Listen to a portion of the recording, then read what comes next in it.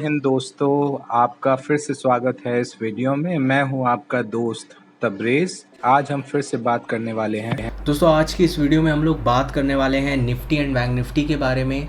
Last week हमारी किस मुद्दे पर बात हुई थी, क्या हमारा टारगेट्स था, वो क्या अचीव हुए हैं नहीं हुए, नेक्स्ट वीक हमें क्या टारगेट्स लगते हैं। और यूएस मार्केट मैं इसलिए आपको दिखा रहा हूँ क्योंकि यूएस मार्केट एक बहुत बड़ा मोमेंटम आपको नेक्स्ट फ्यू वीक्स में दे सकता है, स्पेशली अगर आप नेक्स्ट मंथ की बात करें, क्योंकि इसमें एक ऐसा पैटर्न बन रहा है जिसके बाद एक बड़ा मोमेंटम हमें यूएस मार्केट में आने को मिल सकता है। किसी भी साइड हो सकता है। मगर इंडिया की कोविड सिचुएशन अगर आप लास्ट फ्यू डेज से कंपेयर करते हैं तो बहुत ज़्यादा ख़राब हो चुकी है। डेथ रेट हाई हो रही है, केसेस 4 लाख से ऊपर हो चुके हैं। कल जो हमारे पास अपडेट आया उसके लेकर, तो आप सभी लोगों से सबसे पहले तो यही रिक्वेस्ट है कि जो भी लोग ये वीडियो देख रहे हैं, आप लोग अपने आप को सेफ़ रखें, मास्क का उपयोग ज़रूर करें और अपने आप को इस टाइम में बचाने की कोशिश करें, क्योंकि कोविड इज़ रियली डेंजरस इस वक्त। और बहुत ज़्यादा इस वक्त पैनिक मार्केट में चाहे अभी नहीं मचा हो, मगर स्पेशली पब्लिक में इस वक्त हो चुका है, सेट इन कर चुका है।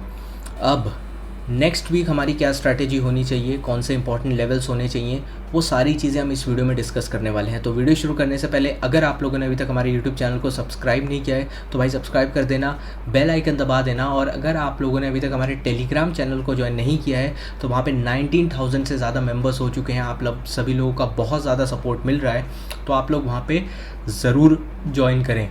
तो चलिए दोस्तों, अब ज़्यादा टाइम वेस्ट ना करते हुए वीडियो को शुरू करते हैं। कि आज मैं इंडियन मार्केट्स के साथ यूएस मार्केट्स का भी आपको अपडेट करना चाहता हूँ, स्पेशली वर्ल्ड मार्केट का, क्योंकि कुछ आपने लास्ट टाइम जब भी देखा होगा, लास्ट टाइम जब आपने देखा कि निफ्टी 14,100 के आसपास आ रहा था due to local cues, Covid cases rise हो रहे थे, बहुत ज़्यादा पैनिक सेट इन हो रहा था, उस वक्त क्या हुआ, यूएस मार्केट अपसाइड की तरफ जा रहा था। अगर आप देखें यूएस मार्केट में अपसाइड मोमेंटम था। और लास्ट फ्यू डेज से जब ये इंडिया में रैली शुरू हुई है तब यूएस मार्केट एक साइडवेज में चला गया है। अगर मैं यहाँ पे आप लोगों को एक ट्रेंड लाइन यहाँ पे बनाता हूँ यूएस मार्केट की, तो आप लोग देखेंगे बिल्कुल एक ट्रायंगल पैटर्न हमें यूएस के मार्केट में दिखाई दे रहा है।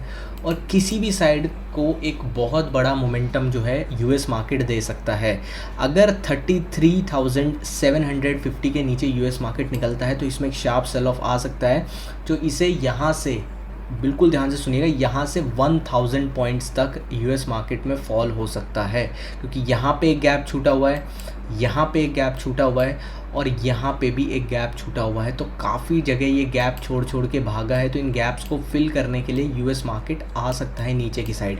यही अगर हम टेक शेयर्स की बात करें, नैस्डैक की बात करें, डेली चार्ट में आप लोगों को दोनों का दिखा रहा हूँ। और नैस्डैक में अगर आप इंटरेस्टिंग चीज़ देखें तो आपको एक क्लियर पैटर्न यहाँ पे दिखाई दे रहा होगा, एक डबल टॉप पैटर्न हमें नैस्डैक में जो है यहाँ पे दिखाई दे रहा है। तो क्लियर डबल टॉप नैस्डैक में दिख रहा है। इसका ब्रेकडाउन कब हो सकता है नैस्डैक में? नैस्डैक में अगर ये जो लेवल है 13,700 के नीचे अगर नैस्डैक निकलता है तो इसमें एक शार्प सेलिंग आएगी, जो इसकी लास्ट सपोर्ट एरिया था 12,700, 12,100, इन लेवल्स के ऊपर लेके जाएगी। तो बहुत बड़ा फॉल आ सकता है अगर नीचे की साइड ब्रेकडाउन होता है तो। और पैटर्न इस वक्त यूएस मार्केट में भी बेयरिश बने हुए हैं। अब इंडिया के लिए इससे क्या है, देखिए इंडिया में जब सिचुएशन ख़राब थी, कोविड सिचुएशन ख़राब थी, तब उसे सपोर्ट किस चीज़ का था? उसे सपोर्ट था यूएस मार्केट का। इसलिए आपने जब भी देखा, जब भी गिरावट आती थी, सेलिंग आती थी, सेलिंग एब्जॉर्ब हो रही थी, मार्केट नीचे नहीं जा पा रहा था, पहली चीज़। दूसरी चीज़, लास्ट वीक हमने जो टारगेट दिया था 14,950 का, 15,000 का लेवल वीकली टारगेट, वो हमें आते हुए ज़रूर दिखाई दिए थे। अब वो क्यों आए थे? वो इस वजह से आए थे क्योंकि मुझे जो दिख रहा था कि बार बार अगर एक ही लेवल पे जाके सेलिंग एब्जॉर्ब हो रही है, इसका मतलब मार्केट में बहुत अभी जान बाकी है। एक गेम हो सकता है एफआईआईज़ के द्वारा। वो गेम क्या हुआ? अगर आपने देखा, निफ्टी ने एक मैसिव गैप अप किया 360 के लेवल से गैप अप, इसने डायरेक्ट 450 के ऊपर गैप अप करवा दिया और उसके बाद वन साइडेड ये ऊपर लेके गए, क्योंकि इतने बड़े गैप अप में बहुत सारे लोग, स्पेशली ट्रेडर्स जो शॉर्ट बैठे हुए थे, वो लोग बहुत बुरी तरह फंस गए और उन्हें ये लोग और फंसाते गए, क्योंकि आपको पता है रिटेल ट्रेडर की टेंडेंसी क्या होती है, वो लूजिंग पोजीशन को काटता बाद में है, पहले उसे एवरेज करता है। तो एवरेज करता गया रिटेलर और ये मार्केट को ऊपर लेके जाते रहे।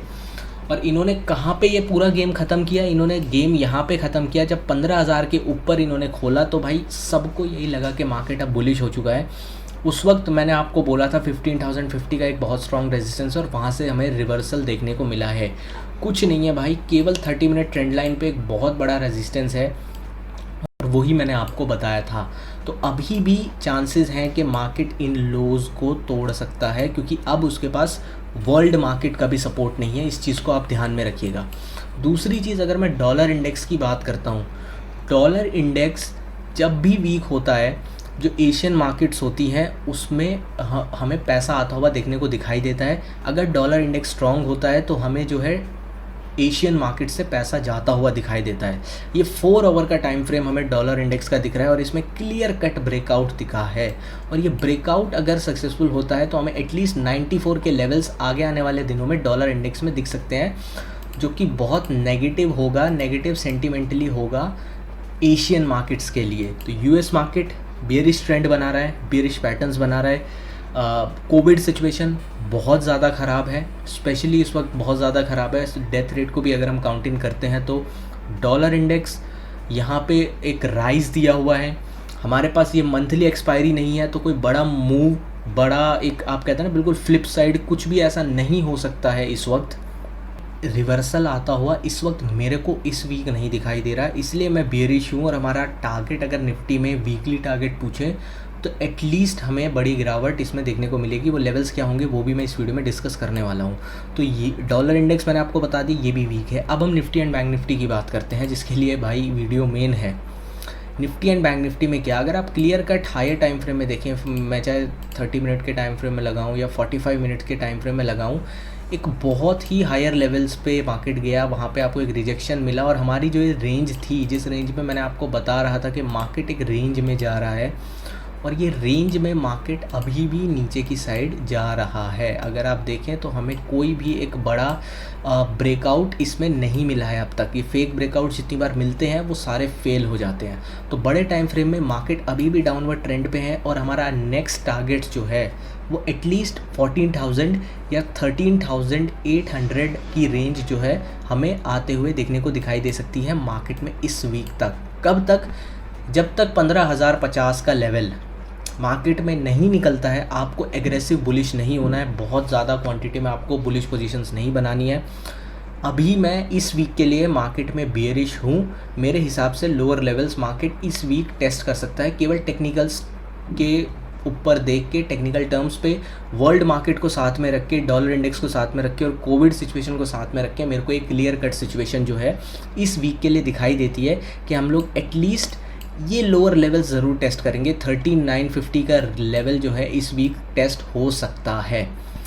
अब हम बैंक निफ्टी की बात करते हैं। देखिए, बैंक निफ्टी में अगर मैं हायर टाइम फ्रेम में जाता हूँ 45 मिनट्स में, और इसमें अगर आप देखें तो इसमें भी वही चीज़ दिखाई दे रही है जो निफ्टी में दिखाई दे रही है।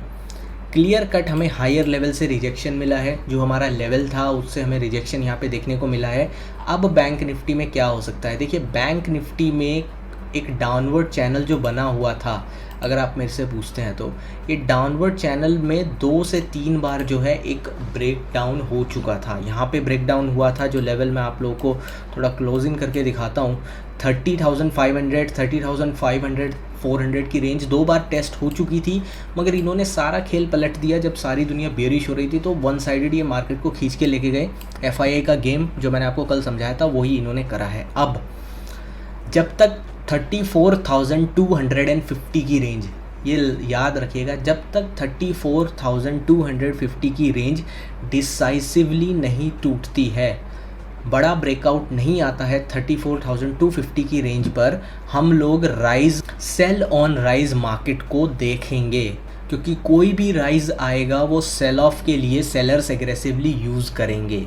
बैंक निफ्टी कहाँ तक जा सकता है यहाँ से? देखिए, बैंक निफ्टी की अगर मैं ये ट्रेंड लाइन को एक्सटेंड करता हूँ तो मेरे को 29,700 बैंक निफ्टी में जो है आता हुआ दिखाई दे रहा है।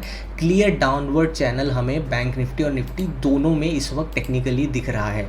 इतना क्लियर दिखने के बाद भी अगर आप FII का डेटा देखते हैं, FNO डेटा, उसमें FIIs की पोजीशन बहुत बेयरिश है, मगर हमारे रिटेलर बाबू इतना बुलिश होके गया है ना, मतलब जिसकी कोई हद नहीं है। और वो बुलिश किस लिए हुआ है, मैं वीडियो में कमेंट्स भी पढ़ रहा था लास्ट वीडियो में, लोग कह रहे थे कि भाई कि बंगाल में अगर बीजेपी जीतती है तो उससे मार्केट गैप अप कर सकता है, पॉजिटिव मोमेंटम हो सकता है। देखिए हो भी सकता है, कोई 100% नहीं है कि मार्केट नीचे ही जाएगा, कोई भी चीज़ सर्टेन नहीं होती, टेक्निकल्स भी फेल होते हैं। मगर क्या बंगाल इलेक्शन में जीत कोविड की सिचुएशन जो ग्राउंड लेवल पे इतनी ख़राब है उससे ज़्यादा इम्पॉर्टेंट है क्या? इस चीज़ के साथ वीडियो को अंत करूँगा और इस चीज़ पे ज़रूर सोचिएगा। मैं बुलिश तब हूँ जब मेरे को बुलिश मोमेंटम दिखेगा। मैं झूठ मूठ का सिर्फ आप लोगों